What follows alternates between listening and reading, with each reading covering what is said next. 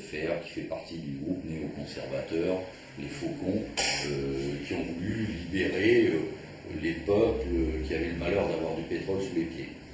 Les autres, ils n'ont qu'à crever. Donc c'est l'actualité, c'est aujourd'hui. Qui veut croire ce qu'il veut, c'est même plus possible aujourd'hui de faire comprendre aux gens, par exemple, que cette guerre d'Irak, comme cette guerre d'Afghanistan, comme par hasard, sont des points stratégiques de l'énergie. Voilà. Ceux qui sont convaincus vraiment qu'on se bat vraiment pour la liberté pour les hommes, il faut qu'ils continuent à le croire, ils dormiront sans doute beaucoup mieux. Il y a un sujet maintenant qui est beaucoup plus important, et ben c'est le contrôle de la monnaie, parce que c'est l'actualité, c'est surtout la crise mondiale actuelle, la crise financière mondiale. L'énergie, de toute façon, c'est pas compliqué. Les pays qui n'ont pas le contrôle de l'énergie aujourd'hui ne sont que des vassaux.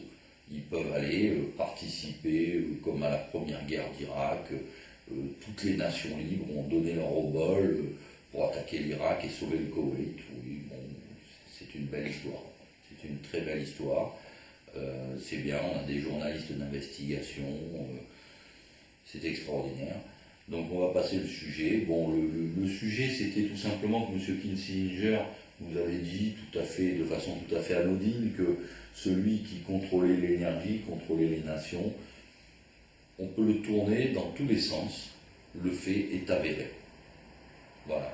C'est l'indépendance énergétique, c'était le sujet, c'est un des sujets fétiches du général de Gaulle, donc c'est pas d'hier. Le pays qui n'a pas d'indépendance énergétique est asservi. Après, toute l'histoire du XXe siècle tourne autour de l'énergie. Les guerres, la question énergétique rentre dans ces guerres-là pour plus de 50%. Le reste est superfétatoire. J'oublie un détail très important. Je vais revenir quand même à l'histoire du contrôle de la nourriture, parce qu'il y a une anecdote qui est très importante et que j'ai oubliée. Il y a des anecdotes dans l'histoire, des accidents dans ce monde où tout arrive par hasard. Un jour est arrivé, tout à fait par hasard, dans un petit pays d'Afrique, un des plus pauvres du monde, le Burkina Faso, est arrivé un président qui s'appelait Thomas Sankara. Thomas Sankara avait des idées, dire de droite ou de gauche, qu'est-ce que ça veut dire aujourd'hui, puisque de toute façon, c'est les deux faces d'une même farce. Mais Thomas Sankara, il était même un peu sympathique, on l'a vu à un moment donné à côté de Mitterrand, qui souriait quand Thomas Sankara lui expliquait ses idées, mais il a surtout une très mauvaise idée, Thomas Sankara. C'est qu'à un moment donné, il a expliqué dans un discours aux Nations Unies, vous voulez savoir ce que c'est le colonialisme? Parce que ce colonialisme dénoncé ONI, etc., c'est tout simplement l'asservissement, qu'elle soit, par l'énergie, par la nourriture ou par la monnaie.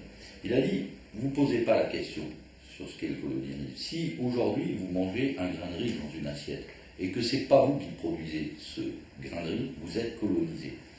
Partant de ce postulat qui est intelligent, qui est évident, eh ben, il a fait du pays le plus pauvre et certainement le pays qui a le moins de ressources alimentaires au monde.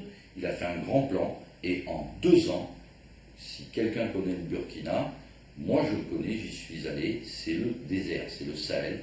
En 2 ans, il a rendu la suffisance alimentaire au Burkina Faso.